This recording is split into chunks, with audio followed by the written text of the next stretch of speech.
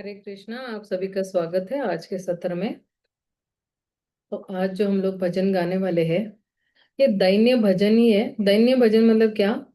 हम बिल्कुल विनम्रता भाव से जो है भगवान को जो है प्रार्थना करते हैं। और ये सारे जितने भी भक्ति विनोद ठाकुर के जितने भी भजन है अभी, ये दैन्य की श्रृंखला शरणागति का एक जो अंग है वो दैन्य है। मतलब अपने आप को दीनहीन समझना और भगवान को पूर्ण तरह समर्पित करना। मतलब दैन्य में जो है विनम्रता भी आ जाती है। यही है कि हम विनम्र भाव से जो है हम ये स्वीकार करें कि ये मैंने बहुत इंद्र तृप्ति किया है, मैंने बहुत जो है पाप किए हैं। और इसलिए जो है इतना करने के बावजूद भी जो है मेरे में कोई विनम्रता नहीं है, मुझे एहसास भी नहीं है कि मैं जो हूँ आपसे बिछड़ गया हूँ। तो ये बहुत अच्छा भजन है। हमारा जीवन सदा पापे रहता, नाही को पुण्यर लेश हम। आप लोग चाहो तो अनम्यूट करके जो है ना मेरे पीछे पीछे गा सकते हो। ठीक है।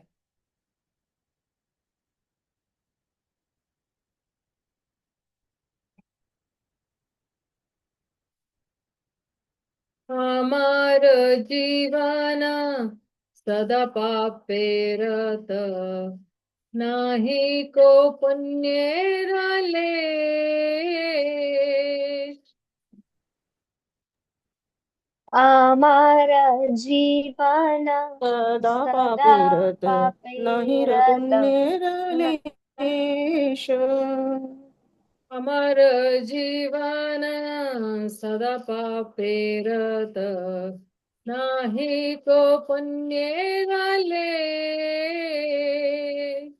आमार हमारा जीवन जीवन सदा पापेरत पापेरत नहीं को नाही र पुण्य लेश। पुण्यरलेश। परे रे उद्वेग पियाजे को थो, परेर परे उद्वेग रे उद्वेग दियासी जे को तो परे रे उद्वेग दिया दीजे को परेर परे रे उद्वेग उद्वेग दियासी जे को तो दियाची जीवेर क्लेश। दियाची जीवेरा क्लेश। दियाची जीवेर क्लेश। दियाची जीवेर जीवेरा क्लेश। क्लेश। हमार जीवन सदा पापे रत, नाही को पुण्य लेश।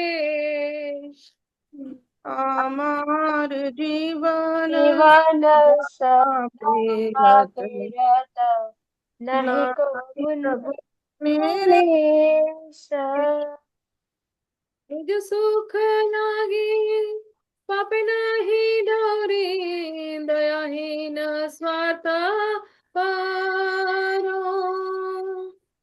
निज सुख लागी पाप नाही डरी दयाहीन दयाहीन स्वार्थ स्वार्थ पर। निज सुख लागी पापी नाही डोरी, दयाहीन स्वार्थ पारो। निज निज सुख सुख लागी नाही डरी दयाहीन दयाहीन स्वार्थ स्वार्थ पर। पर सुख दुखी सदा मिथ्य भाषी, पर सुख पर दुखी सुखे सदा मिथ्या भाषी। पर सुख दुखी सदा मिथ्य भाषी।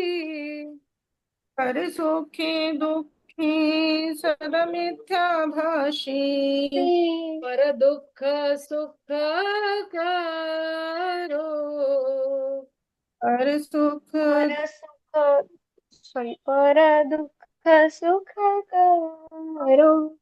पर दुख सुख करो। पर दुख पर सुख दुख करो। करो। अशेष कामना हृदय माझे मोर, क्रोधी दंभ परायण। अशेष कामना हृदय माझे मोर, क्रोधंभ परायण. अशेष कामना हृदय माझे मोर, क्रोधी दंभ परायण. अशेष अशेष कामना हृदय माझे मोर, क्रोधंभ परायण.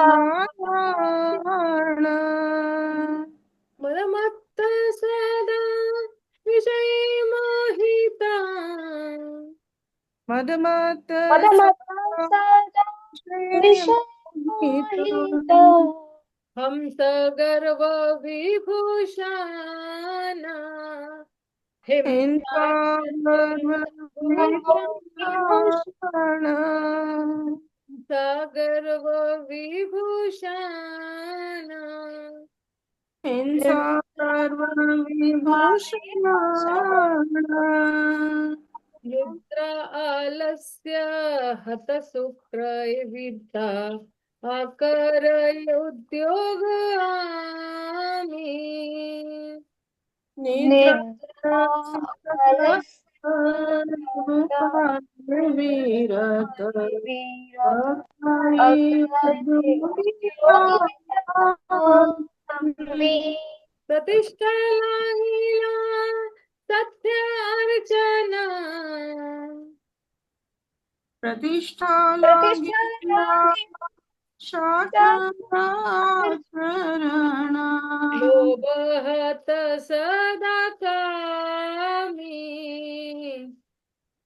शोभत सदा कामी.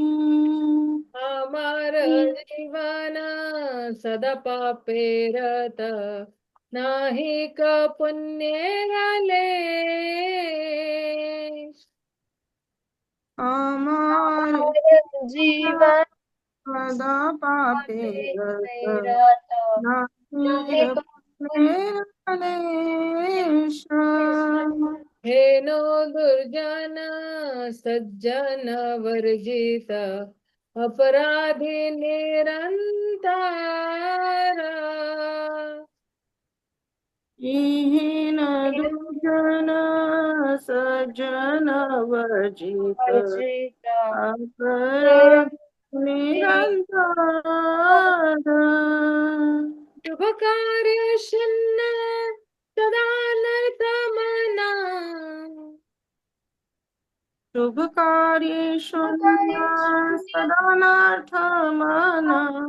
शुभ कार्य शून्य सदा नर्त मना. शुभ कार्येषु परिशुद्ध सदा नार्थ मना. नाना दुःखे जरा जरा, नाना अनादुःखे बारदाख्ये एखो न उपाय विहीना, ताते दीन किंचन. वार्धके एखन उपायविहीन, ताते दीन किंचन. भक्ति विनोद प्रभुर चरणे, भक्ति विनोद प्रभुर चरणे. तोरे दुःख निवेदना, हरि दुःख निवेदन. अमर जीवन सदा पापे रथ, नाही का पुण्य वाले. আমার জীবন जीवन পাপের पापेरत নাহি কো পুণ্যের धन्यवाद, काफी अच्छा साथ दे रहे थे आप लोग। लेकिन ये जो भजन होते हैं ना, इसमें मृदंग और करताल दोनों अच्छी तरह से साथ देते हैं ना, तो जरा थोड़ा अच्छा लगता है। बट कोई बात नहीं, हम जो है भगवान को टूटी फूटी तरह की हम प्रसन्न करने की कोशिश कर रहे हैं। तो आप देखिए, अब इसका जो अर्थ है वो जरा एक बार देख लेते हैं हम लोग।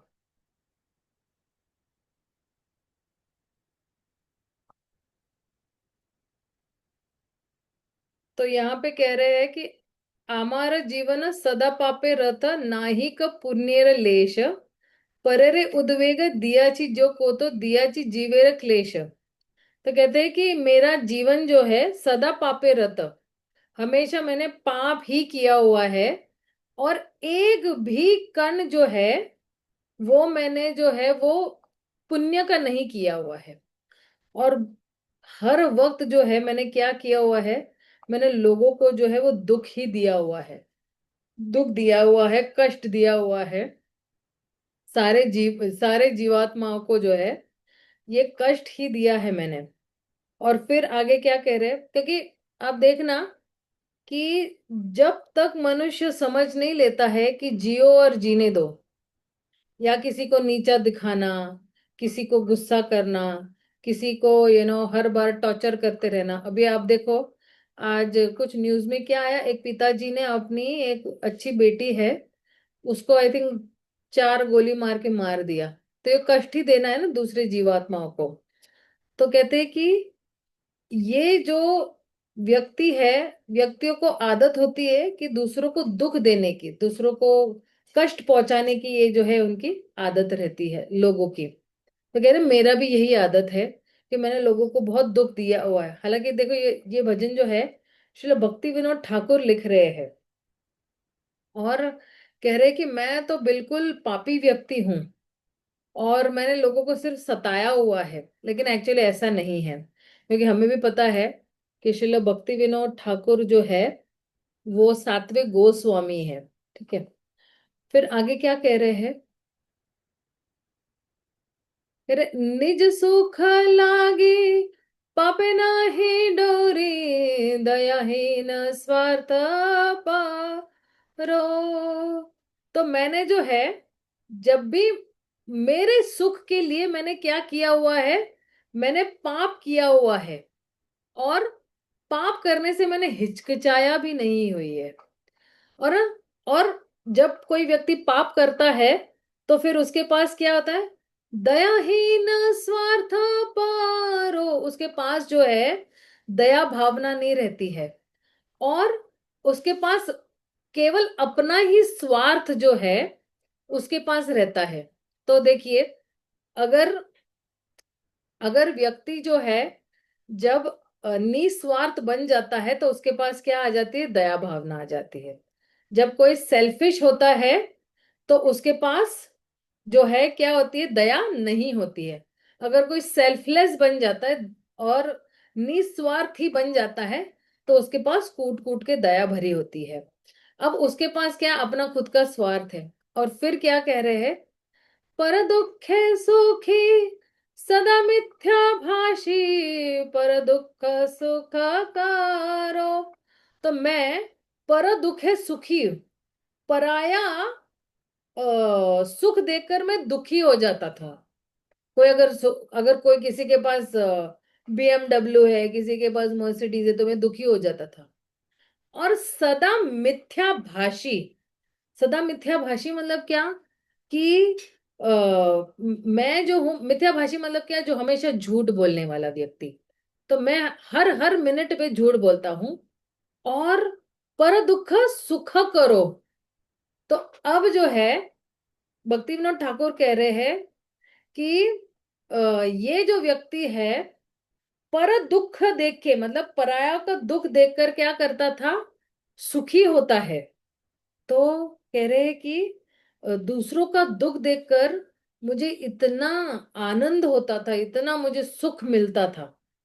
लेकिन हम लोग वैष्णव है, तो हम लोग वैष्णव क्या है, पर दुख दुखी है और पर सुख सुखी है।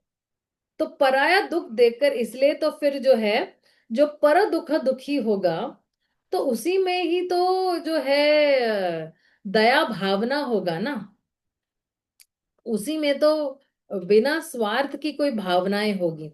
तो हमें अभी देखना, श्रील भक्ति विनोद ठाकुर है ना हमारे लिए एक्चुअली ना ये इंडिकेटर दे रहे, इंडिकेटर यानी क्या है, कोई हिंट दे रहे हैं या हमें कोई इशारा कर रहे हैं कि हमें कैसे बनना है। कि हमें जो है, एक तो हमें दयावान बनना है और हमें निस्वार्थ भाव से किसी की भी सेवा करनी है। और जो पहली सेवा एक्चुअली निस्वार्थ भाव से होती है वो एक्चुअली अपने खुद के लिए ही होती है, फिर भक्तों के लिए होती है और फिर जो भगवान के लिए होती है, इस तरह से। तो ये हमारे लिए एक इशारा है कि हमें जो है दया भावना विकसित करनी। अभी कोई बोलेगा अरे मेरे में दया भावना नहीं, मैं क्या करूं? तो फिर उन लोगों का संग करो जिसके पास दया है। जैसे शिल प्रभुपाद का संग करना है, जैसे अभी जो है वर्तमान हमारे जितने भी गुरु है उनका संग करो, जो शुद्ध भक्त है उनका संग करो, क्योंकि उनके पास जो है जीवात्माओं के लिए दया जो है वो कूट कूट कर भरी हुई है। राइट। तो अभी देखना, कोई बोलेगा कि मेरे पास दया नहीं है, लेकिन हम जिस मिशन में हैं या हम जिस ऑर्गेनाइजेशन में है या हम आंदोलन में हैं, तो ये एक्चुअली जो है ये बहुत दया वाला आंदोलन है। जो हरे कृष्णा आंदोलन है ये दया से भरा हुआ है। तो अगर आप इस मिशन को जो है मदद करते भी हो तो भी धीरे धीरे, क्योंकि ये पूरा दया वाला मिशन है, ये दया वाला आंदोलन है, क्योंकि ये आंदोलन किसने शुरू किया था? श्री चैतन्य महाप्रभु ने। और चैतन्य महाप्रभु को क्या कहते हैं? पतित पावन है। तो पतितों को पावन करने के लिए श्री चैतन्य महाप्रभु आए हैं। तो हम इस आंदोलन में हैं। तो अगर मेरे पास दया नहीं है फिर भी मैं अगर इस आंदोलन के अंतर्गत रहकर भी अगर मैं सेवा निरंतर करती रहूंगी तो एक दिन मेरे में भी ये दया भावना आ जाएगी। तो कह रहे हैं कि ये दया भावना जो है एक तो संग से आती है और एक सेवा से आती है। और जितना जितना हम सेवा करते जाएंगे हमारा हृदय जो है वो साफ होता जाएगा और हमारे में दया भावना आ जाएगी। तो दया भावना आएगी तो हम लोग जो है निस्वार्थी भी बन जाएंगे, स्वार्थ वाले नहीं बनेंगे, इस तरह से। फिर आगे क्या कह रहे हैं? चलो भक्ति विनोद ठाकुर। तो कह रहे अशेष कामना हृदय माझे मोरे, क्रोधी दंभ परायणा। तो अशेष कामना, मेरी बहुत सारी भौतिक इच्छाएं हैं। और रिधि माझे मोर मतलब ये इतनी सारी भौतिक इच्छाएं जो है वो मेरे हृदय के बिल्कुल भीतर जाके बैठी हुई है। और ये जो कामना है वो अशेष है, अशेष यानी अनलिमिटेड है, बिल्कुल उनकी कोई सीमा ही नहीं, असीमित कामनाएं है मेरे पास और हृदय में बिल्कुल अंदर बैठी हुई है। और फिर कैसे कहते हैं कि क्रोधी दंभ परायणा। तो इसलिए क्योंकि मेरे पास बहुत सारे भौतिक इच्छाएं जो मेरे हृदय में बैठी हुई है, तो अब जो है मेरे पास रजोगुण और तमोगुण है। और क्योंकि मेरे पास रजोगुण और तमोगुण है तो मैं क्रोधी भी हूं और मैं दंभी भी हूं। मेरे पास मिथ्या अहंकार भी है और मेरे पास दम्भ भी है। दम यानी एरोगेंट, किसी को भी कुछ भी मुंह उठा के बोल देना या मार देना या कुछ भी जिस तरह से। तो और फिर कह रहे हैं कि कह रहे मद मत मत सदा विषय मोहिता, हिंसा गर्व विभूषण। मद मत सदा, मैं बिल्कुल मद मस्त हूं। मतलब क्या कि हमेशा जो है मैं नशे में रहता हूँ। विषय मोहिता, बहुत सारे विषय जो है मुझे, भौतिक भौतिक जगत के सारे विषय जो है मुझे बहुत मोहित करते हैं। और इसलिए मेरे पास क्या है, मेरे पास हिंसा भी है और गर्व भी है। हिंसा यानी ईर्ष्या, और गर्व यानी ईगो जिसको कहते हैं, है ना। और ये विभूषण हो गए अब मेरे। अब सोचिए, जब इसका उल्टा चैतन्य महाप्रभु क्या कहते हैं, त्रिनादपि सुनीचेन तरोरपि सहिष्णु नाम अमानि मान देन कीर्तनीय सधारे। तो जो व्यक्ति त्रिनादपि सुनीचेन, तो है ना, जो व्यक्ति विनम्र होगा और जो व्यक्ति सहनशील होगा, ठीक है। तो ईगो का ऑपोजिट क्या है, विनम्रता। और ईर्ष्या का क्या है, टॉलरेंस है, मतलब सहनशीलता करना है। तो अब भौतिक जगत में लोगों के पास आभूषण क्या है, एक तो हिंसा है, गर्व है। लेकिन आध्यात्मिक जगत में चैतन्य महाप्रभु ने क्या बोला कि ये दो जो गुण है, त्रिडादपि सुनीचे न तरोरपि सहिष्णु नाम, ये अगर हमारे गले के कंठ में अगर इसको बांध के रख देंगे तो हम क्या कर पाएंगे, अमानी न मान देना कीर्तने सदारी। तो अगर मेरे पास विनम्रता और सहनशीलता है, तो मैं चाहे मुझे कोई मान दे न दे, मैं हमेशा कीर्तनीय सदा हरि। मुझे किसी ने मुझे बोल के नहीं, जरूरत नहीं है, अरे वाह वाह वाह वाह तुम तो कितना अच्छा कर रहे हो, अरे वाह वाह वाह वाह वाह वाह वाह वाह वाह, बहुत बढ़िया हो चल रहा है। तो चाहे हमें मान मिले या न मिले, चाहे कोई हमारी सेवाओं की तरफ देख रहा है नहीं भी देख रहा है, लेकिन फिर भी जो है हम कीर्तनीय सदा हरि करते जाएंगे। भगवान जो है वो, गुरु और भगवान की ना एक एक्चुअली मिली भगत होती है, मतलब उनका एक्चुअली दोनों का एक्चुअली बहुत निकट संबंध होता है। तो जो जो भगवान को पता है वो गुरु को भी पता होता है कि अच्छा इसने पीछे क्या सेवा की। जैसे आप देखना, श्री चैतन्य महाप्रभु के लीला में एक दुखी थी, दुखी नाम की औरत थी। वो क्या करती थी, वो घड़े जो है वो ला ला के जो है वो वहां पे जो फेस्टिवल चल रहा था वहां पे रखती थी। तो फिर बाद में जो है चैतन्य महाप्रभु को पता चला कि उसका नाम दुखी है, तो उसको चैतन्य प्रभु ने एक ही स्त्री को जो है वो दीक्षा दी थी, और वो उसका नाम था दुखी कृष्णा। तो उसका नाम फिर कर दिया सुखी कृष्णा कर दिया उसको, तो बिल तुम्हारा आज से नाम तुम्हारा है सुखी। और सचमुच अब बिल्कुल विनम्र, बिल्कुल बैकग्राउंड में सेवा कर रही थी वो। और फिर बाद में जो है कुछ भक्तों ने जो है बताया कि ये अच्छा सेवा करी, तो चैतन्य महाप्रभु ने उसको बुलाया, बोला कि तुम बहुत अच्छा सेवा कर रही, तुम्हारा नाम आज से दुखी नहीं, आज से तुम्हारा नाम सुखी है। तो आप देखना कि अगर कोई हमें मान दे ना दे, कोई हमारी सेवाएं देखे न देखे, लेकिन गुरु और कृष्ण हमेशा देख रहे कि हम किस भाव से ये सेवाएं कर रहे हैं। और ये तो हो गया अमानी न मान देना, है ना, मान मिल रहा है नहीं भी मिल रहा है तो हम कीर्तनीय सधारे।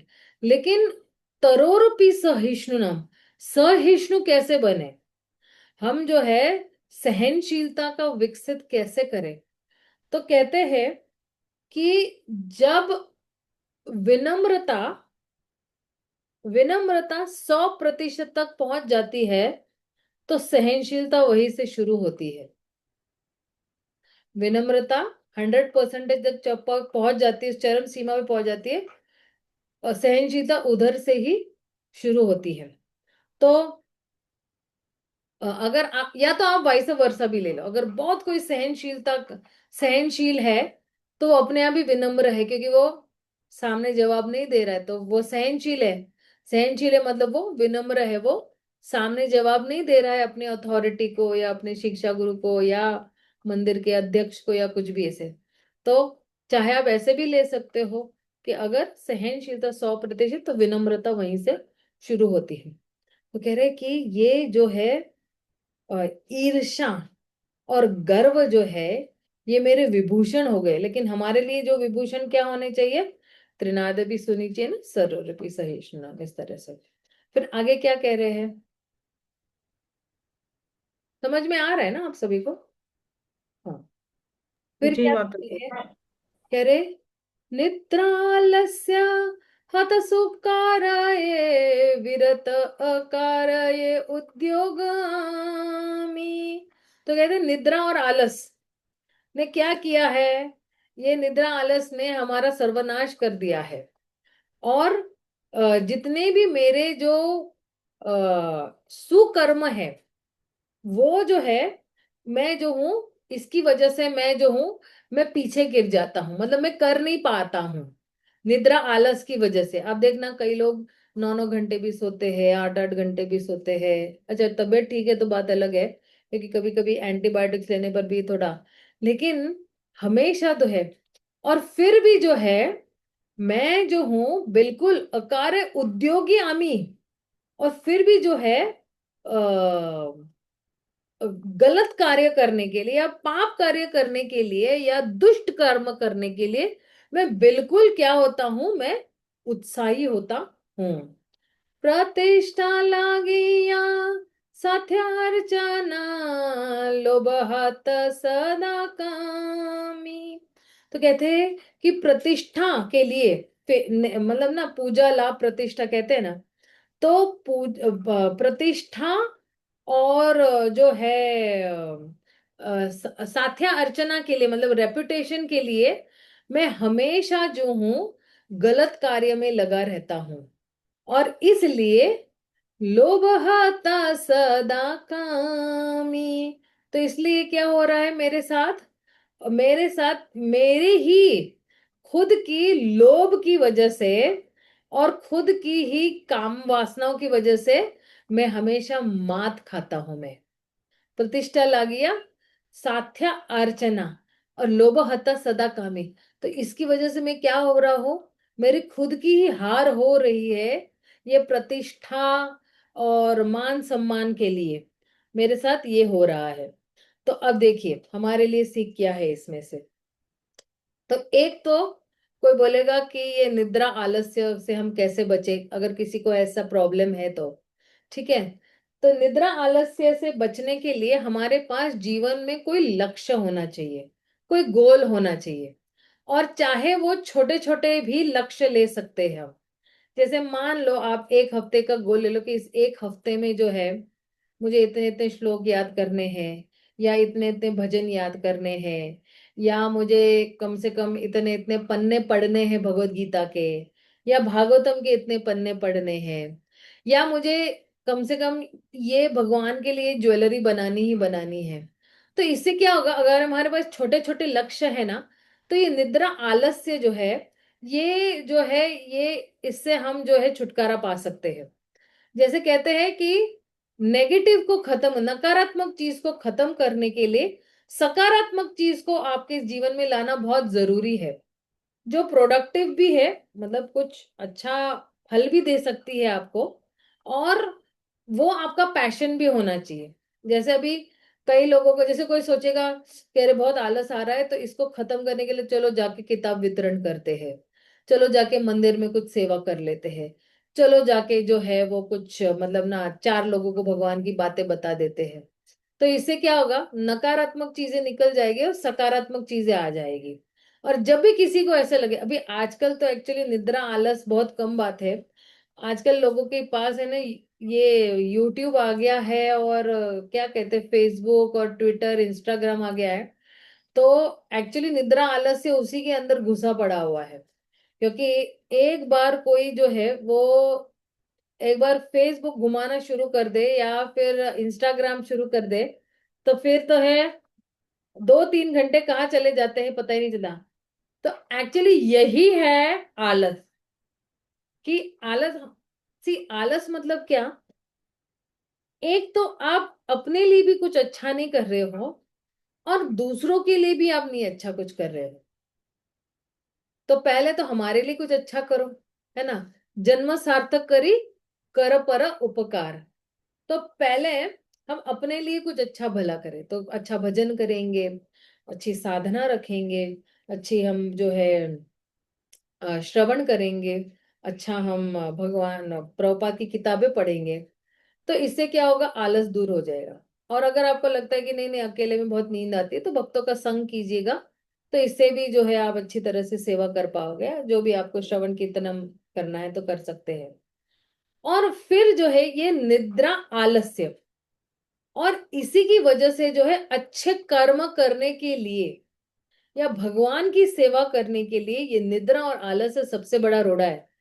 इसलिए आप देखना कई लोग जो है सुबह में जो है वो 3 बजे 4 बजे उठ ही नहीं पाते हैं। 9 बजे उठते हैं, 8 बजे उठते हैं, 7 बजे उठते हैं, जब सूरज पूरे सर पे चढ़ चुका होता है तब उस वक्त जो है वो उठते हैं लोग, राइट। लेकिन हमें भी पता है कि ब्रह्म मुहूर्त में उठने का सबसे बड़ा फायदा क्या है। ये ब्रह्म मुहूर्त जो है ये कोई साधारण सा जो है क्या कहते हैं, साधारण सा मुहूर्त नहीं है। ये मुहूर्त में जो कोई भी व्यक्ति उठकर भगवान के नाम का जप करता है तो वो व्यक्ति जो है देवी देवताओं की कृपा का पात्र बन जाता है। जितने भी देवी देवता है ये आपको आशीष दे रहे हैं, अच्छा और अच्छी भक्ति करो और अच्छी भक्ति करो, सब आशीर्वाद दे रहे हैं। और उस व्यक्ति के लिए जो है वक्त जो है विस्तार करना शुरू कर देता है। तो आप देखना, अगर कभी आप 4 बजे उठते हो और 4 से 6 में या 6:30 में आपकी मालाएं खत्म हो जाती है या आप कर लेते हो, और फिर आप पढ़ाई करते हो, फिर आप श्रवणम करते हो, तो सुबह 8 बजे के पहले आपका सारा प्रोग्राम घर में खत्म हो जाता है। अगर 4 बजे अगर उठते हो तो 1 घंटा आपके पास रीडिंग के लिए भी है और 1 घंटा आपके पास जो है वो श्रवणम करने के लिए भी है। इस तरह से जो है चलो आधा घंटा भी ले लो आप, अगर आधा घंटा भी मिल जाएगा आपको रीडिंग के लिए तो भी बहुत अच्छा है। तो ब्रह्म मुहूर्त में जो व्यक्ति उठता है उसके सुबह की जितने भी जो है आध्यात्मिक दैनिक कार्य या आध्यात्मिक जिम्मेदारियां जो होती है, ये हमारी जिम्मेदारी है ना।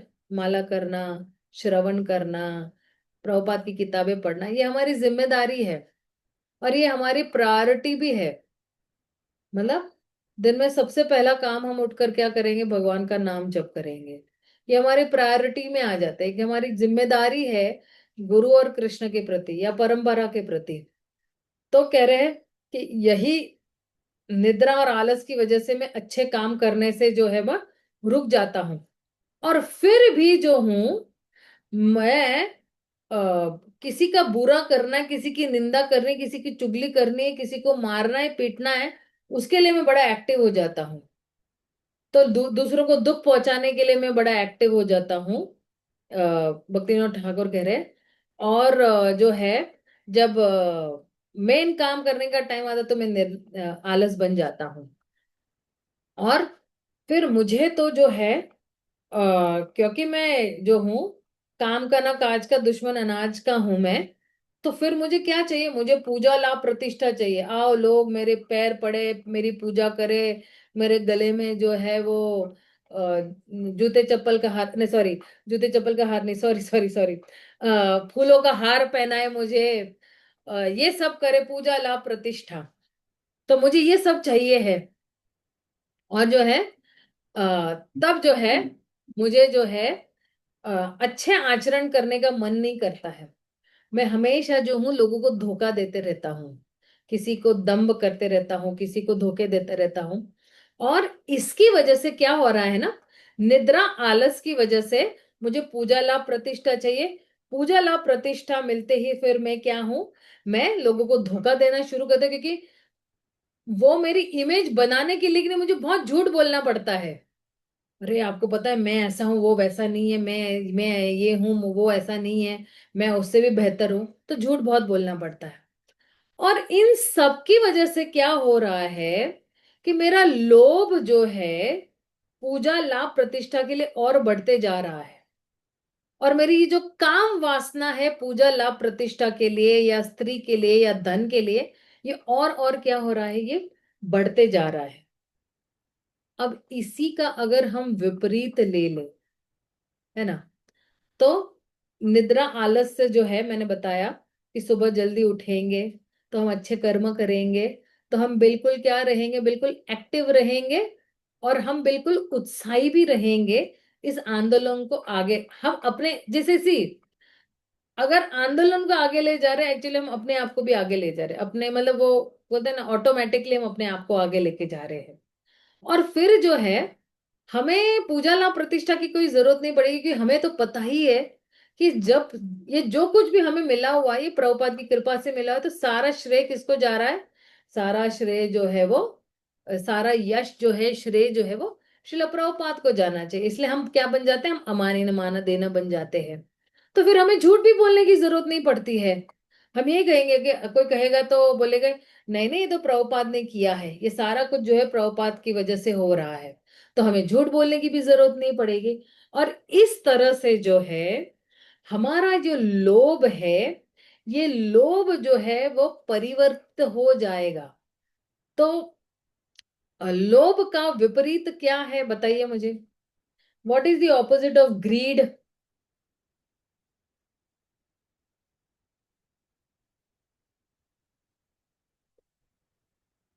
लोभ मतलब क्या? मुझे और चाहिए चाहिए चाहिए। लेकिन हम लोग क्या है? हम देना बैंक है, हम लेना बैंक नहीं है। तो हम क्या करेंगे? हम देते जाएंगे, हरिनाम देते जाएंगे, किताबें देते जाएंगे, तो फिर हम क्या बनेंगे? हम देना बैंक बन जाएंगे। और इस तरह से हमारी ये जो काम वासना है वो प्रेम में परिवर्तित हो जाएगी। भगवान के लिए जो जो भौतिक चीजों के लिए काम वासनाएं थी, पूजा लाभ प्रतिष्ठा के लिए काम वासनाएं थी, अब हमारी जो काम वासना है वो प्रेम में परिवर्तित हो जाए, वो शुद्ध प्रेम में धीरे धीरे वो परिवर्तित हो जाएगी। इस तरह से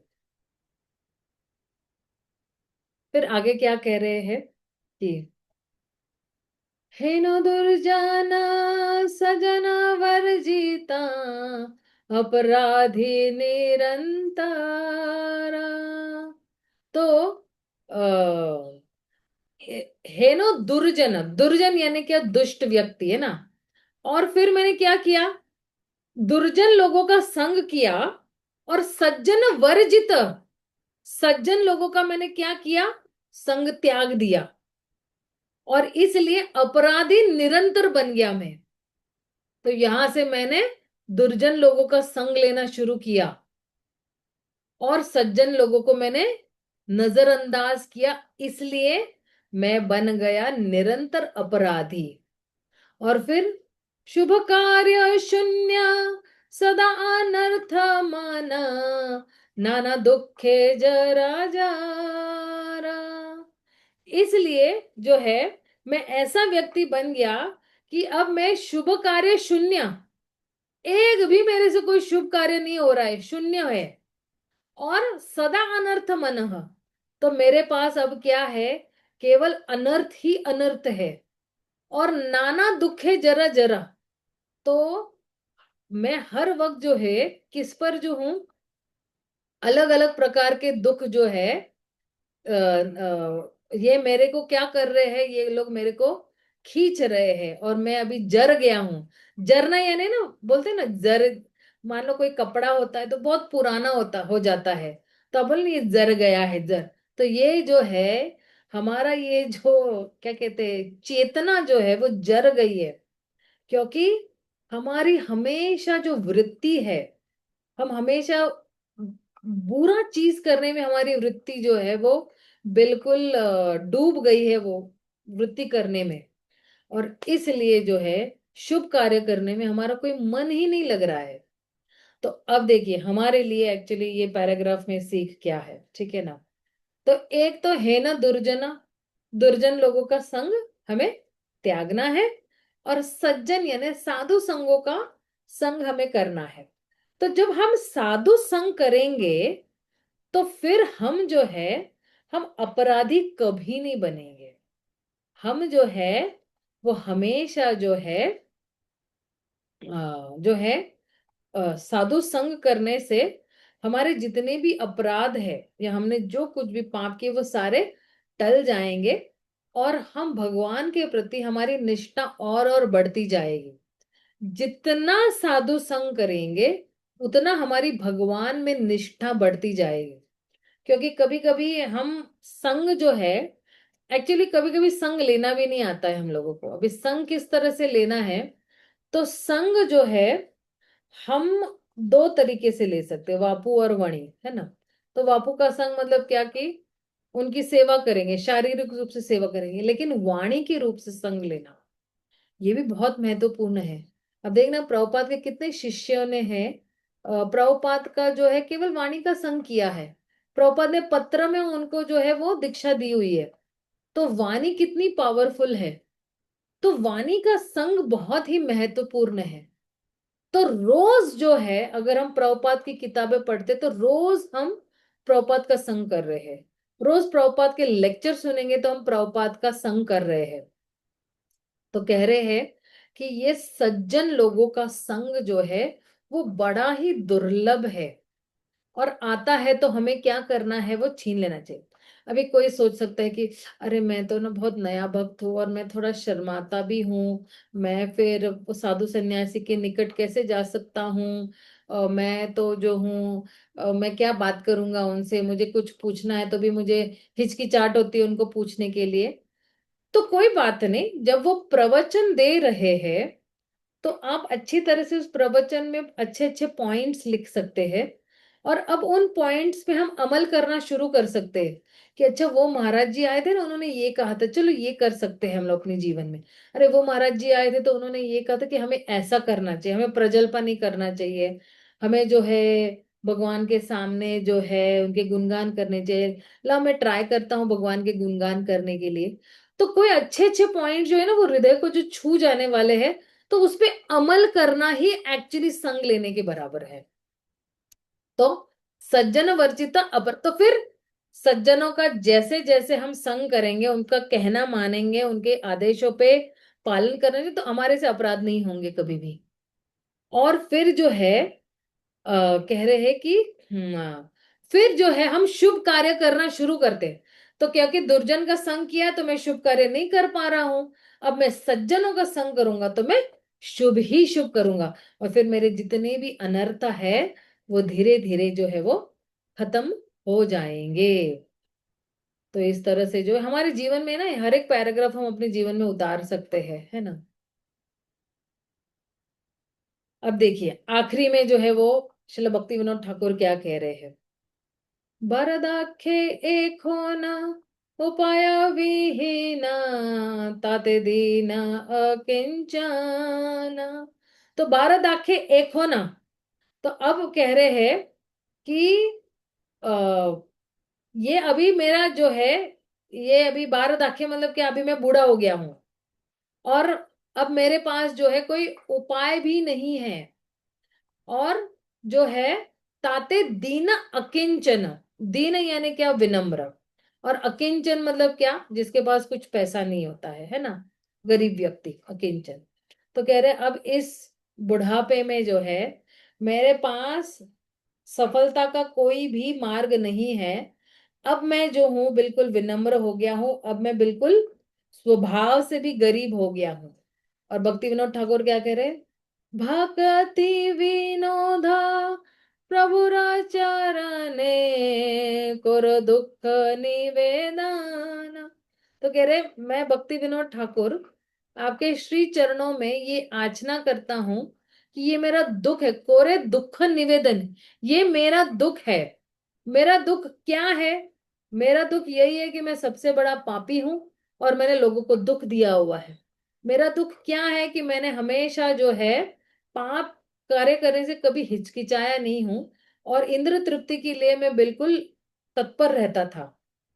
मेरा दुख यही है कि मैंने कभी किसी के प्रति दया भावना नहीं दिखाई हुई है, मैंने हमेशा स्वार्थी वृत्ति ही अपनाई हुई है। और मेरा दुख यही है कि मेरे पास बहुत सारे भौतिक इच्छाएं हैं, और क्योंकि मेरे पास बहुत बहुत सी इच्छा है तो मैं अहंकारी भी हूं, मैं दंभी भी हूं, और मेरे पास जो है वो कूट कूट के भरा भरा हुआ है, मेरे पास ईर्ष्या भी है मेरे पास लोगों के लिए। और क्योंकि मेरे पास जो है मेरे पास ये सब है, तो मैं आलसी भी हूं, मैं जो हूं मेरे पास पुण्य करने का कोई ये भी नहीं है। तो कह रहे हैं कि ये सब चीजें जो है भक्तिनाथ ठाकुर कह रहे हैं कि ये सब मेरे दुख है। ये मैं आलसी हूँ, मैं जो हूँ मैं हमेशा सोते रहता हूँ, मैं कोई पुण्य कर्म नहीं कर रहा हूँ, मैं जो हूँ दूसरा का दुख देखने के लिए बड़ा तत्पर रहता हूँ, तो ये एक्चुअली जो है ये मेरा दुख है। और मैंने साधु का संग छोड़ दिया, ये भी मेरा दुख है, सबसे बड़ा दुख यही है। अब देख रहे हो, चैतन्य महाप्रभु जो है रामानंद राय को पूछते हैं प्रश्न कि दुनिया में सबसे बड़ा दुख क्या है। तो रामानंद राय कहते हैं, राय रामानंद कहते हैं कि सबसे बड़ा दुख दुनिया में यही है कि भक्तों के संग में न रहना। एक्चुअली ये अग्नि की तरह है। अग्नि कैसे आपको एकदम अग्नि आपको कितना मतलब कैसे ना ऐसे चटके देती रहती है या आपको बिल्कुल कष्ट देती है ना, तो उसी तरह जो व्यक्ति भक्तों के संग में नहीं है उसके पास अग्नि प्रज्वलित जैसे होती है, भभकती है ना, वैसा दुख है उस व्यक्ति के पास। तो इसलिए जो है भक्तों का संग जो है वो बहुत ही दुर्लभ है। जैसे आज है ना, मैंने एक नया कोर्स पढ़ना शुरू किया है, हालांकि मैंने वो कोर्स कंप्लीट कर लिया, लेकिन मुझे ऐसा लगा कि मुझे दूसरी बार भी जो है अलग टीचर से सीखना बहुत जरूरी है। तो वो कोर्स में मतलब अभी आज पहला दिन था, तो आप यकीन नहीं मानोगे क्या, मतलब मैं सोच रही कि सौभाग्य है, परम पूज्य सच्चिदानंद स्वामी महाराज थे, अमरेंद्र प्रभु वहां पे उस क्लास में स्टूडेंट बने। मतलब सातवां स्कंद हम लोग ने स्टार्ट किया हुआ है उसका, तो उसमें परम पूज्य सच्चिदानंद स्वामी महाराज जो है वो हर वक्त आएंगे, अटेंड करेंगे और उनकी भी जो है साक्षात्कार बताएंगे। हिज ग्रेस अमरेंद्र प्रभु भी जो है वो कोर्स कर रहे हैं सातवें स्कंद। हालांकि उनको ये कोर्स करने की कोई जरूरत नहीं है, लेकिन वो एक्चुअली हम जैसे, क्योंकि उस फोरम पे अभी 300 लोगों ने रजिस्टर किया हुआ है, तो उन्होंने 300 के बाद थोड़ा वो बंद कर दिया। लेकिन आप सोचिए कि 300 भक्तों का संग एक साथ, और वो भी ऑनलाइन पे पाना। तो मैं सोच रही कि अरे मैंने कुछ और भी मांग लिया था तो मुझे मिल जाता, लेकिन इतने दिग्गज भक्तों का संग मिलना कितना दुर्लभ है। तो इसलिए जब भी हमें भक्तों का संग मिलता है तो हमें जो है वो बहुत ही कृतज्ञ भावना रखनी है, वरना जो है हम भक्ति से कब चले जाएंगे हमें पता भी नहीं चलेगा। तो भक्ति विनोद ठाकुर जो है ये दीनहीन भाव जो है वो प्रस्तुत कर रहे हैं कि जो है मेरे पास दया नहीं है, मेरे पास कोई भी जो है, मैं पर दुख दुखी हूं, मुझे पर दुख मैं पर दुख दुखी नहीं हूं, मैं पर दुख सुखी हूं। तो मुझे भी पर दुख दुखी होने की ये जो है क्वालिटीज दे दीजिए। हालांकि भक्ति विनोद ठाकुर जो है एक्चुअली ये हमें सिखा रहे हैं उनके भजनों के माध्यम से, और ये उनका हृदय बोल रहा है, ये उनका हृदय बोल रहा है, ये उनकी विनम्रता है कि मैं सबसे बड़ा पापी हूं, मैं आलसी हूं, मैं ये हूं, मैं वो हूं। हालांकि नहीं है, फिर भी जो है वो अपने आप को दीनहीन मानता है। जैसे मान लो, आप देखना ना, आपके जीवन में भी देखना, अगर मान लो आज प्राइम मिनिस्टर ऑफ इंडिया है ना, देश के प्रधानमंत्री अगर आएंगे आपके पास और कहेंगे कि मुझे एक गिलास जल का दो, तो आप सोचोगे कि अरे इनको मेरे पास एक गिलास जल मांगने की क्या जरूरत है, उनके लिए तो बोले बिस्लरी ये वो सब ना मिल सकता है उनको, लेकिन वो मेरे पास है। तो ये एक्चुअली उनकी विनम्रता है। परम भगवान भी जो है जब आते हैं और गोपियों के घर में माखन चुराते हैं, तो कोई सोचेगा कि अरे परम भगवान पुरुषोत्तम श्री कृष्ण को गोपियों के घर में माखन चोरी करने की क्या जरूरत है, वो तो लक्ष्मीपति है, हजारों लक्ष्मियां जो इनके इर्द गिर्द घूमते रहती है। लेकिन आप देखना ये भगवान का आदान प्रदान है अपने शुद्ध भक्तों के साथ। और ये गोपियां भी जो है, ये गोपियां भी माखन इसीलिए बनाती है कि कृष्ण आएंगे और खाएंगे। एक्चुअली गोपियां माखन किसी और के लिए नहीं बना रही है, वो केवल और केवल कृष्ण के लिए वो माखन बना रही है। जब वो माखन का मंथन कर रही है, उनके दिमाग में या उनके हृदय में या उनके विचारों में कृष्ण ही घूम रहे हैं, बना तो एक्चुअली उनके लिए ही है। और उनके अंतःकरण की वही इच्छा यही है कि कृष्ण आए और हमारे हाथ का माखन खाए। तो वो इच्छा कृष्ण पूरी करते हैं। लेकिन बाह्य रूप से बताने के लिए गोपियां जाके जो है वो शिकायत करती है माता यशोदा से। फिर आपके लल्ला ने हमारे घर पे आके माखन खा लिया, ये खा लिया, वो कर दिया, ऐसे किया, इतना नुकसान किया, उकसान किया। लेकिन अंदर से जो है, जो परम आनंद की अनुभूति जो है, वो केवल गोपियां ही कर रही थी। और तो मतलब आप सोच सकते हो ना कि इतने बड़े व्यक्ति जो है वो इतना मतलब ना छोटा सा रोल निभा रहे हैं अपने जीवन में, या एक छोटा सा काम करने के लिए भी नहीं हिचकिचा रहे हैं। तो हमें जो है वो कितना विनम्र बनना है। तो एक्चुअली भक्ति विनोद ठाकुर की भी अवस्था वही है कि बहुत महान शुद्ध भक्त है, लेकिन वो बिल्कुल हमारे स्तर पर आकर ये भजन लिख रहे हैं। और एक्चुअली ये भजन मेरे लिए लिखा है, मुझ जैसे पापी व्यक्ति के लिए ये भजन लिखा हुआ है कि नहीं, अभी तुम अपने जो भी कुछ कर रही हो उससे बाहर निकलो भाई। अब तुम भगवान का नाम नहीं लोगे तब कब को नहीं। तुम दीनहीन भाव नहीं बनोगे तो फिर अहंकार तुम्हें अटैक करता रहेगा बार बार। तो तुम्हें दीनहीन बनना है, और दीनहीन बनने के लिए ये मार्ग जो है, ये सबसे बढ़िया मार्ग है। ये भक्ति विनोद ठाकुर हमें कह रहे हैं। तो मैं एक्चुअली अपनी वाणी को ये विराम देती हूँ। किसी का अगर कोई प्रश्न है तो आप पूछ सकते हो।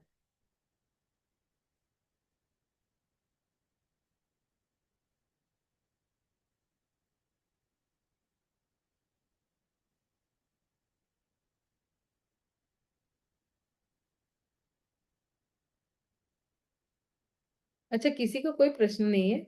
सब कुछ समझ में आ गया आपको?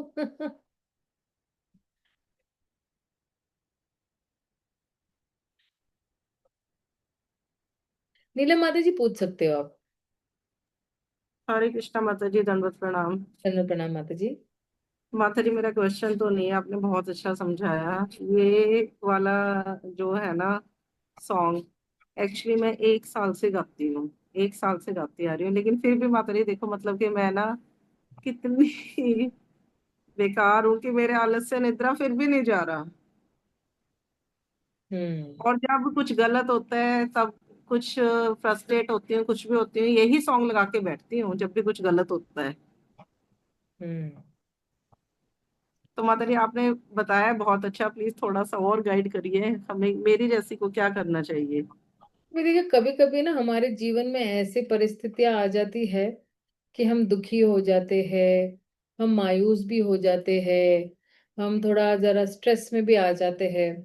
तो आप देखना, जितने भी महान भक्त है ना, उनके जीवन में कभी भी ऐसी परिस्थिति आती है तो वो बिल्कुल न्यूट्रल रहते हैं। दुख आया तो ठीक है, नहीं आया तो भी ठीक है। तो बिल्कुल न्यूट्रल, ये लोग न्यूट्रल क्यों रहते हैं? क्योंकि रजोगुण और तमोगुण को वो लोग ने पार कर लिया है और वो शुद्ध सत्व पर पहुंच गए हैं।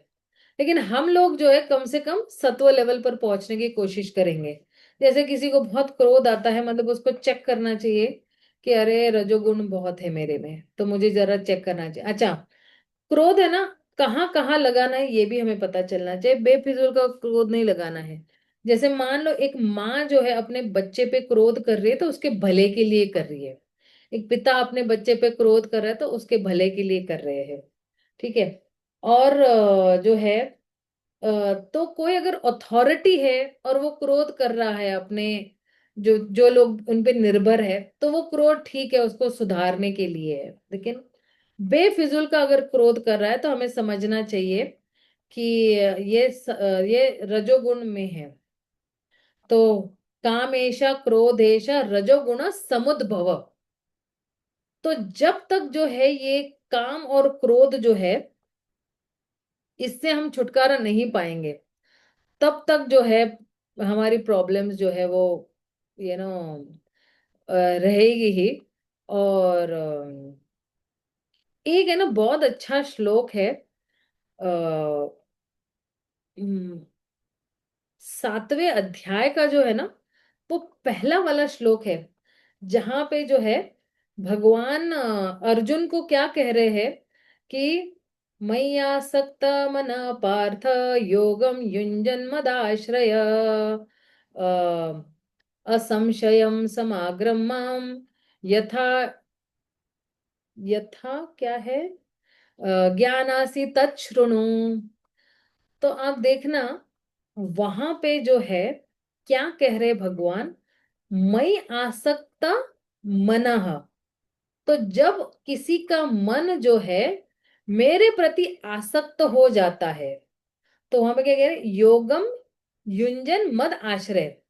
तो फिर जब वो लोग योगम युंजन मद आश्रय मतलब योग के माध्यम से, योग यानी जुड़ना ना, कनेक्शन, उसके माध्यम से अगर कोई जो है मेरा आश्रय लेता है, असंशय सगा समाग्रमम मतलब कोई संशय नहीं है या कोई डाउट नहीं है कि वो व्यक्ति जो है वो सारे संशयों से जो है वो मुक्त हो जाएगा। और कह रहे हैं कि समाग्रमम मद ज्ञानासी मतलब क्या, कि आप फिर जो है जब आप सभी डाउट से या सभी जो है क्या कहते हैं संशय से दूर हो जाओगे, तो फिर आप मुझे पूर्णतया जानोगे। अब वो ये सब कैसे हो सकता है, तो बोले तुम मुझसे सुनो तत्शृणु, है ना। तो अब जो है कह सकते हैं कि मतलब अगर देखा जाए कि ये जो श्लोक है कि ये डायरेक्टली अर्जुन को बोल रहा है कि भाई तुम मुझसे सुनो, तुम जो भी सुनना है तो मुझसे सुनो। तो अर्जुन सुनेगा, लेकिन कृष्णा उनको क्या कहेंगे कि ये किस तरह से काम करेगा, श्रवण क्रिया किस तरह से काम करती है, कि जैसे जैसे हम श्रवण करेंगे तो हम भी जो है आगे बढ़ते रहेंगे। तो कह रहे श्रवण जो है ये जो है कह रहे हैं कि हमें मार्ग बताते जाएगा। जैसे जैसे हम श्रवण करते रहेंगे हमारा मार्ग बनता जाएगा। और जो है ये श्रवण क्रिया हमें मार्ग बनाएगा, हमारे लिए मार्ग बनाएगा भी। उस मार्ग पर चलकर जो है हम चल पड़ेंगे। तो ये बहुत ही इंटरेस्टिंग है कि एक तो है श्रवण क्रिया हमें मार्ग बताएगा भी, और श्रवण क्रिया हमारा मार्ग भी है, राइट। तो इन दोनों में फर्क क्या है, कोई बोलेगा मार्ग बताएगा भी और मार्ग भी है। तो जैसे जैसे हम श्रवणम करते हैं तो हमें पता चलेगा कि मुझे आध्यात्मिक उन्नति कैसे करनी है, स्पिरिचुअल एडवांसमेंट मुझे किस तरह से करना है, और मैं किस तरह भगवान के और निकट जा सकता हूं या जा सकती हूँ। और उसके साथ साथ श्रवण वो मार्ग भी है। तो कैसे और क्यों, तो कह रहे कि श्रवण करने से मेरा आकर्षण जो है भगवान के प्रति दो है वो और बढ़ता जाएगा। श्रुणु, तो श्रवण क्रिया जो है श्रवणम कीर्तनम विष्णु स्मरणम एक भक्ति का क्या है, एक अंग है, जो प्रहलाद महाराज कह रहे हैं, है ना, कि एक बहुत है। और शिल प्रभुपाद भी कहते हैं ना कि सब कुछ जो है वो श्रवण से ही शुरू होता है। और जो है कह रहे कि नवदा भक्ति में सबसे पहला जो अंग है वो है क्या है, श्रवणम। तो कृष्णा एक्चुअली वहां पे उस श्लोक में एक्चुअली यही कह रहे हैं कि तुम जब सुनोगे, श्रुणु, तुम जब श्रवणम क्रिया करोगे मेरे बारे में, तो तुम जो है जानोगे कि ये सत्य है। और फिर तुम जो है सब संशय से मुक्त हो जाओगे। और आपका जो मन है, मई आसक्त मन पार्थ, आपका मन जो है मेरे मेरे में आसक्त हो जाएगा जब तुम मेरे बारे में सुनोगे। तो अब जो है आ, श्रवण क्रिया मार्ग कैसे है भगवान तक पहुंचने का। तो अब जो है अगर आप ये श्लोक देखोगे ना, एक सेकेंड मैं ना ये जरा श्लोक निकालती हूँ आपको ना जरा तुरंत ही।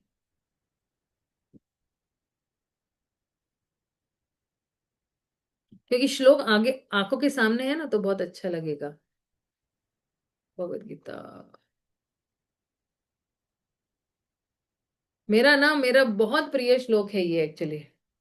और इसको मैंने बहुत बार एक्सप्लेन इसी तरह से किया हुआ है। तो अब देखो क्या कह रहे हैं भगवान, मई आसक्त मना पार्थ। तो अगर इस फ्लो को देखेंगे तो यही जो है, इससे पहले जो है ना, छठा अध्याय जब था, तो भगवान ने क्या कहा था, योगी नाम अपनी सर्वेश मद गतिर अंतर आत्मना, है ना, कि जो योगी जो है, जो मेरे बारे में सोचता है, वो सबसे सर्वश्रेष्ठ योगी है। अब ये सातवें श्लोक में जो, या सातवें अध्याय में समझ लो, कि कृष्णा कहते हैं कि जो हमेशा मेरे बारे में सोचता है, तो वो बहुत ही स्वाभाविक ही मेरे से आसक्त हो जाएगा, है ना। जैसे मान लो कि हम किसी चीज के बारे में, किसी व्यक्ति के बारे में बहुत निरंतर नहीं सोच सकते, जब तक हम उस व्यक्ति से आसक्त नहीं है या हमारे पास उसके लिए स्नेह नहीं है। जैसे मान लो रुक्मिणी माता है। रुक्मिणी माता ने क्या किया था, उसने केवल भगवान के बारे में सुन सुन के ही उनके प्रति प्रेम आ गया था। और जितनी भी यज्ञ ब्राह्मण पत्नियां हैं, वो लोग ने भी क्या किया था, भगवान के बारे में सुन सुन के ही उनको जो है भगवान के प्रति स्नेह उत्पन्न हुआ था। तो उसी तरह भगवान कह रहे हैं यहाँ पे कि अगर तुम्हें मुझसे आसक्त होना है, तो फिर इसके लिए मार्ग क्या है, तो ये मार्ग मैं बता रहा हूं अभी आपको। तो आप देखना कि भगवत गीता के पहले अध्याय से लेकर छठे अध्याय तक, तो कैसा है कि मई आसक्त मनः, तो मई आसक्त मन पार्थ। और फिर कह रहे मत गते अंतर आत्मनः, मतलब तुम हमेशा मेरे बारे में सोचते रहोगे। और कह रहे श्रद्धावान भजते यो माम, लेकिन कह रहे हैं कि ये मार्ग में जो है कर्म योग, अष्टांग योग, और फिर जो है आप अनासक्त होकर जो है, फिर आप मुझसे आसक्त हो जाओगे। तो फिर जो है जब अनासक्त हो जाओगे, मतलब क्या, कि तुम्हें पता चलेगा कि भौतिक रियलिटी क्या है और आध्यात्मिक रियलिटी क्या है, भौतिक वास्तविकता क्या है और आध्यात्मिक वास्तविकता क्या है। तो कृष्णा अब, एक तो योगा लेटर है हमारी, याद है आपको, कर्म कांड से कर्म योग, कर्म योग से ध्यान योग है, अष्टांग योग है, फिर ज्ञान योग है, वो सब है ना, और फिर भक्ति योग तक है। अब भगवान जो है एक अलग ही, ये तो सीढ़ी है ना, भगवान हमारे लिए लिफ्ट बना रहे हैं, और लिफ्ट का काम भगवान हमें बता रहे हैं। एक सोचो ना, कोई सीढ़ियों से जा रहा है और कोई लिफ्ट से जा रहा है, तो लिफ्ट से जाने वाला जल्दी पहुंचेगा ना। तो कह रहे हैं कि भक्ति योगा वो लिफ्ट है, जिसके माध्यम से जो है तुरंत ही जो है अ, व्यक्ति भगवान तक पहुंच सकता है।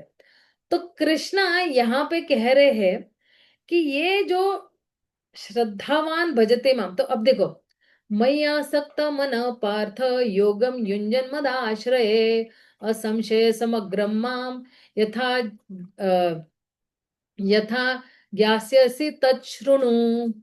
तो कह रहे हैं कि इसका अगर उल्टा जाना शुरू करेंगे, जैसे मान लो अभी हम लोग तच्छृणु को देखते हैं, ठीक है ना। तच्छृणु मतलब क्या, कि जब तुम सुनोगे या श्रवणम करोगे, और जब निरंतर श्रवणम करोगे, तब क्या होगा, तब जो है आप मेरे बारे में ज्ञानसी यथाह, मेरे बारे में जानते रहोगे, आप मुझे पूर्णतया जानोगे। और जब हम भगवान को जानोगे अच्छी तरह से, तो फिर क्या होगा, असंशय समाग्रमम, हमारे सारे जितने भी संशय है वो सारे खत्म हो जाएंगे। क्योंकि जितना जितना ज्ञान हमारे पास आता जाएगा, उतने उतने हमारे संशय जो है वो कम कम होते जाएंगे, स्पष्टता ज्यादा होती रहेगी, और बाकी जितने भी संशय वो पूर्णतया वो निकलते जाएंगे, और हम क्या हो जाएंगे, पवित्र हो जाएंगे। जितना जितना ज्ञान अर्जित करेंगे ना, उतना उतना हम पवित्र होते जाएंगे। तो फिर क्या होगा, मद आश्रय, फिर हम समझेंगे कि रियल आश्रय किसका लेना है मुझे। सचमुच मुझे आश्रय किसका लेना है? मुझे सिर्फ कृष्णा का ही आश्रय लेना है। मुझे इसका उसका भौतिक चीजों का, भौतिक उपाधियों का, ये सब आश्रय नहीं लेना। मद आश्रय, फिर हम किसका आश्रय लेंगे? कि एक्चुअली जो है कृष्ण ही जो है क्या है, मेरे सूर्य सर्वभूता नाम है। कृष्ण मेरे सबसे बड़े ग्रेटेस्ट वेल विशर है। कृष्णा ही मेरे प्रेम के ऑब्जेक्ट है। और बहुत स्वाभाविक ही जो है, मुझे बस अभी कृष्ण के लिए ही जीना है। और मुझे जो है सिर्फ कृष्ण का ही आश्रय लेना है। तो बोले मद आश्रय। फिर ये व्यक्ति किसका आश्रय लेगा? भगवान का आश्रय। और फिर जो है जब हम भगवान का आश्रय लेते हैं तो फिर क्या होगा? योगम युंजन। मैं बैकवर्ड जा रही हूँ थोड़ा। तो योगम, सॉरी, हाँ, योगम युंजन मतलब क्या? कि भगवान का जो आश्रय है केवल कोई मतलब ना काल्पनिक चीज, काल्पनिक एक्टिविटी नहीं है, या क्या काल्पनिक नहीं है। तो ये एक्चुअली प्रैक्टिकल कार्य है। तो योगम युंजे मतलब क्या? कि हम जो है भक्ति योग जो है भगवान के साथ कनेक्ट होकर, अगर आप इसका वर्ड टू वर्ड मीनिंग देखोगे ना योगम युंजन का, यहाँ पे देखो योगम यानी क्या? हमें साक्षात्कार हो जाएगा इस भक्ति मार्ग को, है ना? इसको इसका अभ्यास करते करते हम योगम बन जाएंगे, हम साक्षात्कारी बन जाएंगे, योगम युंजे। और फिर जब ये साक्षात्कार हो जाएगा, है ना, कि मैं जो हूँ भगवान का हूँ, मुझे भगवान का ही आश्रय लेना है सब, तो फिर क्या होगा? मई आसक्त मन पार्थ। आसक्त मतलब क्या? कि हमारा मन जो है वो भगवान के प्रति आसक्त हो जाएगा। अब हमें कोई नहीं छुड़ा सकता उनके चुंगल से। अब हम जो है लुटपुट गए हैं उनके हाथों में। तो इस तरह से जो है व्यक्ति को जो है क्या कहते हैं कि सफलता मिलेगी, मतलब परफेक्शन मिलेगा। और आसक्त मन जो है, अ, कृष्णा एक्चुअली ना, ये आसक्त मन मतलब हमारा भी लक्ष्य क्या है? मुझे मेरा मन जो है वो भगवान में आसक्त करना है। ये मेरा अभी लक्ष्य है, राइट? और जब जब हम सुनेंगे तो क्या होगा भगवान के बारे में? तो जितना जितना हम सुनेंगे तो हम समग्रम, पूर्णतया से, फुल्ली जो है हम जो है, जब हम उनके एक्चुअली फिलोसफी सुनेंगे या उनकी लीलाएं सुनेंगे, और फिर क्या होगा? हमारा ये जो हमारी जो समझ है ये और गहरी होती जाएगी भगवान के बारे में। और मतलब क्या? कि हमारा जो ज्ञान है वो बढ़ता जाएगा। और जैसा जैसा हमारा ज्ञान बढ़ता जाएगा तो फिर क्या होगा? हमारा अज्ञान जो है वो नीचे होता जाएगा। तो अब जो है क्योंकि आप देखना ना, कौन सा वाला अध्याय था? वो 10वां वाला अध्याय था। उसमें मतलब ये भगवत गीता का ही 10वां अध्याय है। तो उसमें आ, भगवान क्या कहते हैं? न तुम अपने आप को भी जानोगे, लेकिन और भी लोग आपको जानेंगे। क्योंकि हमारा गौड़ीय वैष्णव सिद्धांत क्या है कि आ, भगवान भी जो है अपने आप को पूर्ण तरह नहीं जानते हैं। 10वें अध्याय में भगवान क्या कहते हैं कि तुम मुझे पूर्णतः जानोगे और तुम सबको भी अच्छी तरह से जानोगे और मुझे भी अच्छी तरह से जानोगे। लेकिन आप देखना कि भगवान भी अपने आप को नहीं पूर्ण तरह जानते हैं, क्योंकि भगवान की जितनी भी शक्तियां हैं ना वो अचिंत्य है, वो बढ़ती रहती है, वो क्या कहती है कि वो विस्तार होते रहती है। तो यहाँ पे ये जो समाग्रमम मतलब क्या, पूर्णतया मतलब क्या?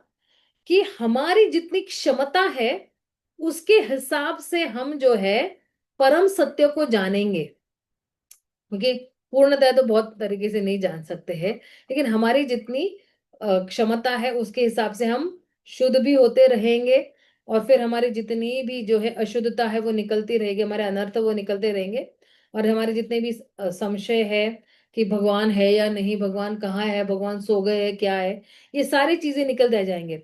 या भगवान मेरी मतलब केयर ले रहे हैं नहीं ले रहे हैं, भगवान को मेरी परवाह है या नहीं, या ये हरि नाम जो है ये काम करता भी या नहीं करता है, या ये मुझे मुक्ति देगा या नहीं देगा, या क्या ये हरि नाम ही जो है इस कलयुग का मंत्र है या नहीं, या क्या कृष्ण ही जो है परम सत्य है या नहीं। ये बहुत सारे जो है, तो ये जितने भी जितना जितना हम सुनते जाएंगे ना, तत्श्रुणु करते जाएंगे, तो हम जो है ये सारे संशय हमारे निकल जाएंगे। और आप देखना कि एक्चुअली मैं किस पे आई थी, मुझे एक्चुअली क्या बताना था, हाँ ये रजोगुण तमोगुण के बारे में एक्चुअली मुझे बताना था। तो आप देखना श्रीमद् भागवतम में भी जो है, एक सेकेंड ना, क्योंकि इसी में एक्चुअली आता है ये श्रीमद् भागवतम कहाँ गया, भागवतम, भागवतम का first canto, sorry, canto 1 chapter 2, and it starts with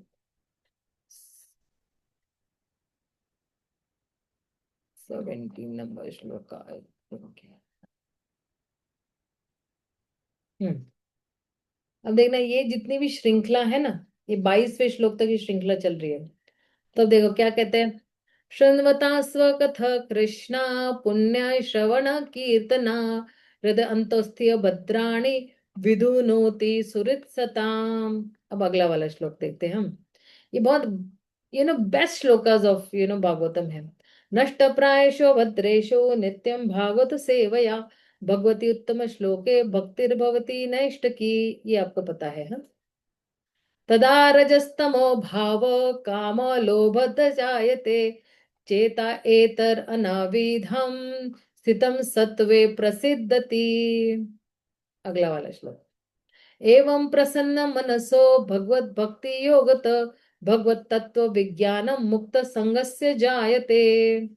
मैं भी नेक्स्ट 10 मिनट्स में भी वाइंड अप कर रही हूँ, बट आई वांट टू, हाँ, भिद्यते हृदय ग्रंथिश्छिन्द्यन्ते सर्व संशय क्षीयन्ते चास्य कर्माणि दृष्टा एवं एवं आत्मन ईश्वरे।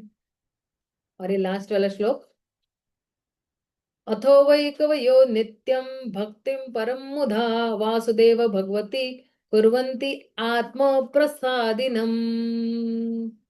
अब देखना,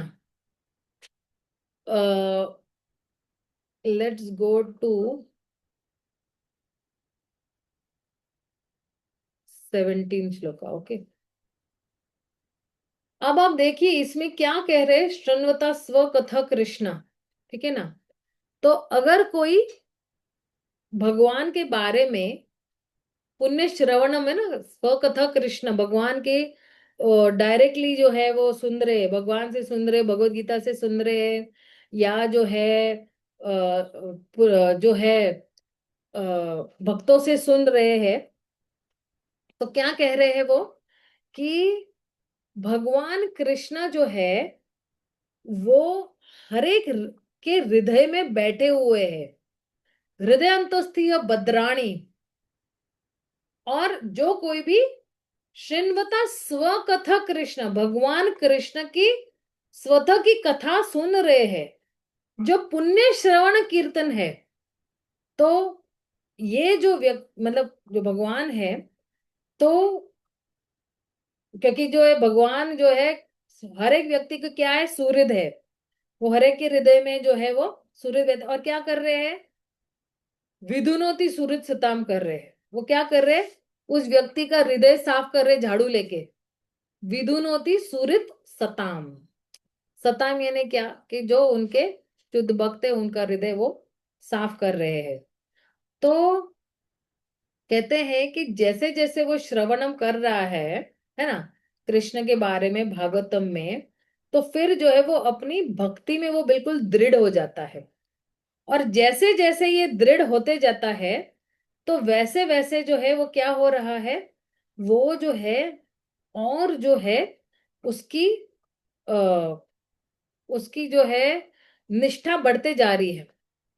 तो जब हम भगवान के बारे में सुन रहे हैं स्व कथा और उनकी खुद की कथा, तो जब हम सुन रहे हैं और कभी कभी बोलते भी है ना, इन कथा को दोहराते भी है लोगों को, है ना, तो वो बहुत ही पुण्य श्रवण कीर्तनम है, वो अपने आप में ही पुण्य है।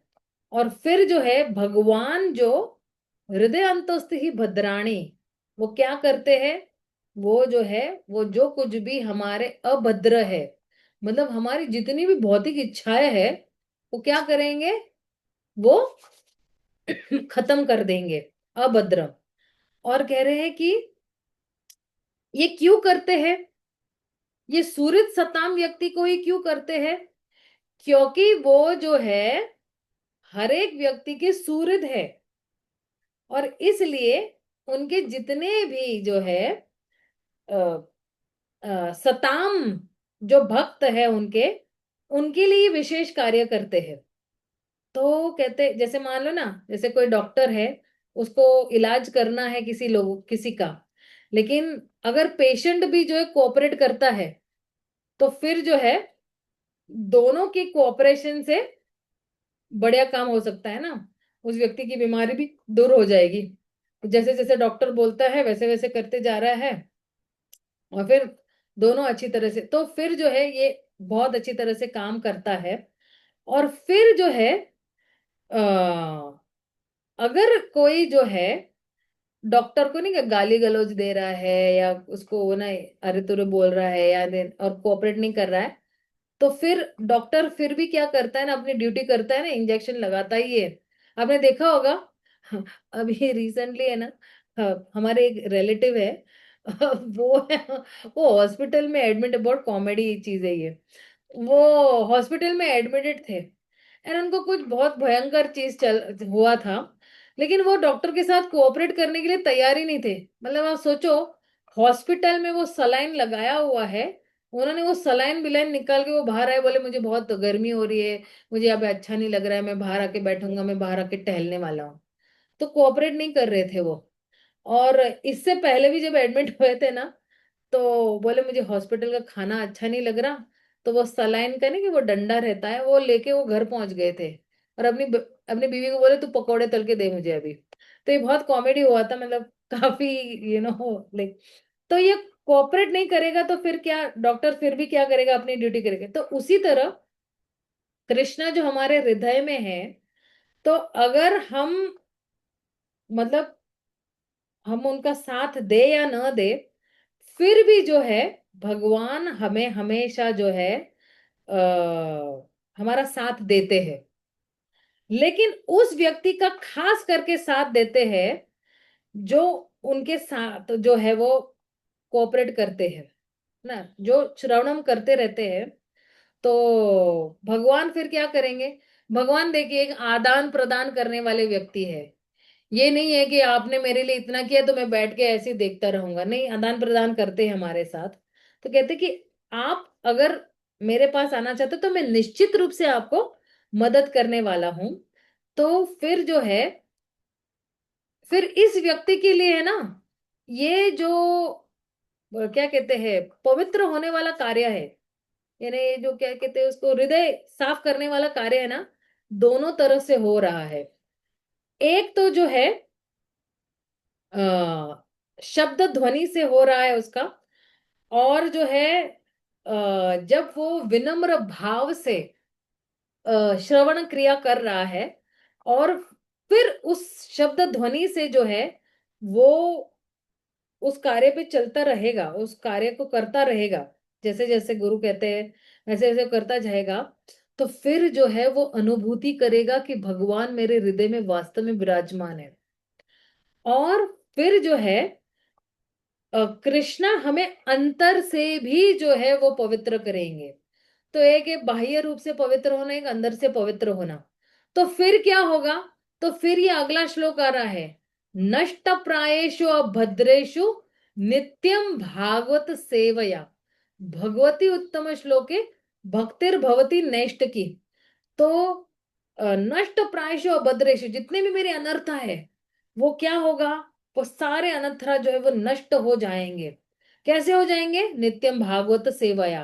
तो मेरे अनर्थ दूर हो रहे भागवतम को सुन के, और भागवत की सेवा करके, भागवत, और जो व्यक्ति भागवत है जो व्यक्ति भागवत है, वो जो ग्रंथ भागवत है उसकी सेवा करके जो है दोनों तरफ से जो है मेरी जो है वो नष्ट प्राय शोध। तो ये जो कृष्ण कथा है, तो जब हम सुनते हैं तो हमारा हृदय जो है वो क्या हो रहा है, वो साफ होते रह रहा है। भगवती उत्तम श्लोके भक्तिर भवती नैष्ट की।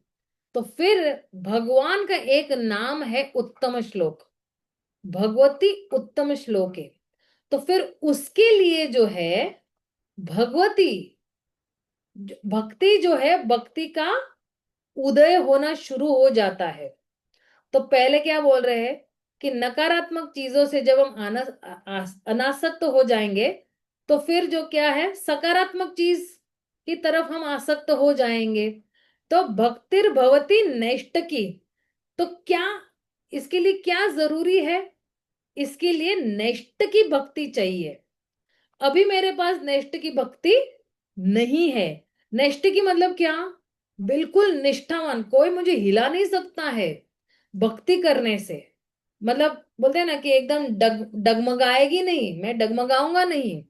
तो उसको कहते हैं नेष्ट की। तो अब मेरे पास नेष्ट की भक्ति क्यों नहीं है? तो अगला वाला श्लोक कह रहा है, तदा रजस्तमो भावो काम लोभस्त जायते। तो अब मेरे पास जो है मेरे पास जो है रजोगुण है और तमोगुण है, और मेरे पास काम भी है और लोभ भी है। तो मेरा ये जो मन है या मेरा जो हृदय है, वो क्या है? वो चेत अनाविधम है, चेत एतर अनाविधम है। ये अनाविधम मतलब कि इसका है ना, एक देख रहे थे, हाँ, है ना। अनाविधम मतलब क्या? कि अभी जो है जब मैं भगवान का नाम लेते रहूंगी या श्रवणम करते रहूंगी, तो मेरा ये जो है मन जो है वो किसी बाहरी चीज से जो है प्रभावित नहीं होगा, राइट। और जब प्रभावित नहीं होगा, तो फिर जो है स्थितम सत्वे प्रसिद्धति। तो अभी मेरा मन क्या है? तदा रजस तमो भाव, ये रजोगुण तमोगुण है। काम क्रोध मद मोह लोभ भी है। और मेरा मन जो है वो इनसे प्रभावित हुआ है, रजोगुण और तमोगुण और काम और लोभ से। लेकिन जब हम स्थितम सत्वे प्रसिद्धति, जब हम सतोगुण में स्थित होते हैं, तो फिर जो है ये जो सतोगुण है अपने आप में ही हमें क्या बनाता है? हमें जो है वो आनंदित बना देता है। पूर्णतया प्रसिद्धति मतलब क्या? बिल्कुल हमें आनंद दे देगा। जैसे मान लो कि अभी 14वें अध्याय में है ना, मेरे ख्याल से 3 गुण के बारे में है ना। तो कहते हैं सुखे सत्वम सुखे संजायति। तो जब जो है निचले गुण हमें खींचते जाएंगे, तो फिर जो है हम सुख में नहीं रहेंगे।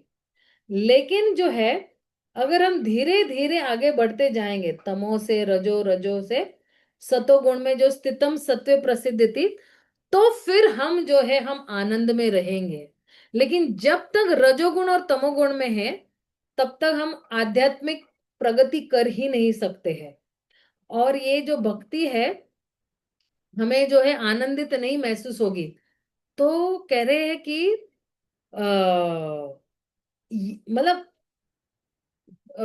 ये जो भक्ति है, जब सतोगुण में पहुंचोगे तब आपको जो है वो और जो है सतोगुण तक पहुंचने पर आप जो है आपकी स्पिरिचुअल एडवांसमेंट होगी। लेकिन अगले ही श्लोक में क्या कह रहे हैं? एवं प्रसन्न मनसो भगवत भक्ति योगत भगवत तत्व विज्ञानम मुक्त संगस्य जायते। तो कह रहे हैं कि जब हम एवं प्रसन्न मनसो भगवत भक्ति योगतः, जब हम भग भगवान की भक्ति में लगे रहते, ये भक्ति करते रहते, कार्य करते रह रहे हैं, तो फिर जो है हम भगवत तत्व में संलग्न हो रहे हैं। भगवत तत्व में क्या कर रहे हैं हम? सगत हो रहे हैं। तो भगवत तत्व विज्ञानम मुक्त संग से जायते। तो एक आनंदित मन जो होता है ना, और उस आनंदित मन से जब हम भक्ति करते हैं, तो भगवत तत्व विज्ञानम, यही जो विज्ञान वाला ज्ञान है ना, भगवान के बारे में। क्योंकि देखिए, भगवान का ज्ञान जो है कब परिवर्तित होता है विज्ञान में, जब हम एक्शन में लेके आएंगे। तो फिर जो है हमारे हृदय में जो है वो भगवान जो है वो प्रकट होंगे। और फिर जो है मतलब ये ज्ञान का उदय होना, भगवान के ज्ञान का उदय होना हमारे हृदय में, ये बहुत ही अच्छी तरह से। और फिर जो है हम जो है वो मुक्त संग से जायते, ये जितने भी जो है रजोगुण तमोगुण है, इससे हमें मुक्ति मिल जाएगी और हम निचले गुणों से मुक्ति पाएंगे। और हम जो है सतुगुण में स्थित हो जाएंगे धीरे धीरे। तो फिर जो है हम जो है हम मन मन से प्रसन्न रहेंगे। अच्छा, फिर अगर हम इन सभी कल्मशों से या इन सभी अभद्र चीजों से या ये संगों से हम जो हो जाएंगे, तो फिर यहाँ पे बहुत ही ड्रामेटिक चीज होने वाली है। प्रभुपाद कह रहे हैं, प्रभुपाद कह रहे हैं कि श्रुणु श्रुणु, है ना, असंशय। तो अभी अभी हम लोग संशय से कृष्ण कह रहे हैं ना असंशय।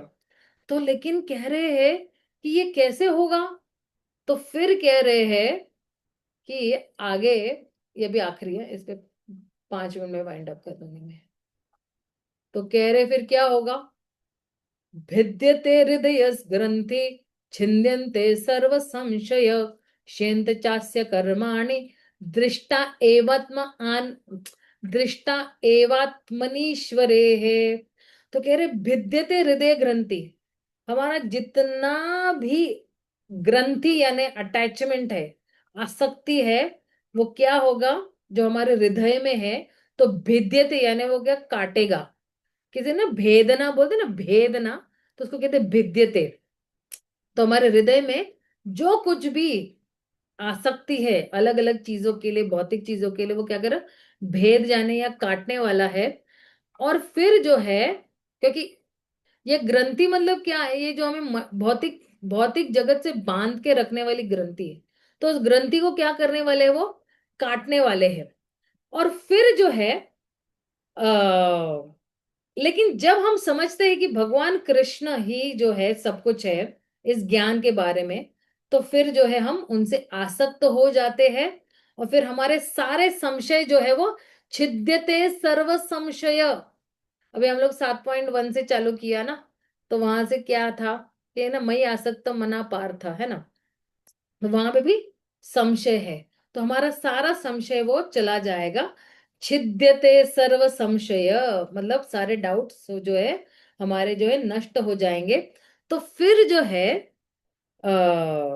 ये जितनी भी इच्छाएं और हमारे संशय चले जाएंगे।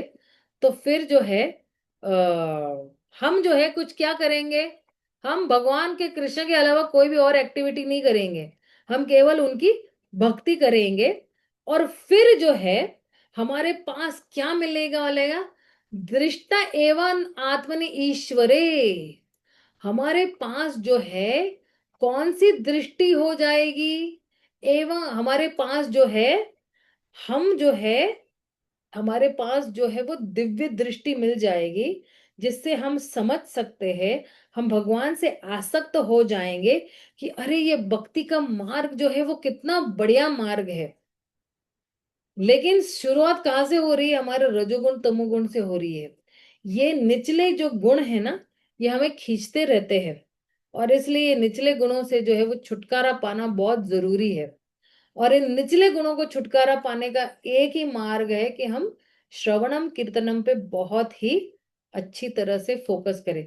सॉरी, आधा घंटा ले लिया इसको आंसर करने में, लेकिन मुझे ऐसे लग रहा है कि अभी ये बहुत क्लियर हो गया है कि किस तरह से हम जो है बढ़िया तरीके से हम रजोगुण तमोगुण से हम ऊपर उठ सकते हैं। ठीक है ना। तो हम यही विराम देते हैं। श्रील प्रभुपाद की जय, गौर भक्त वृंद की जय, श्रील भक्ति विनोद ठाकुर की जय हो, श्रीमद् भागवतम की जय हो, भगवत गीता की जय हो। हरे कृष्णा, हरि बोल।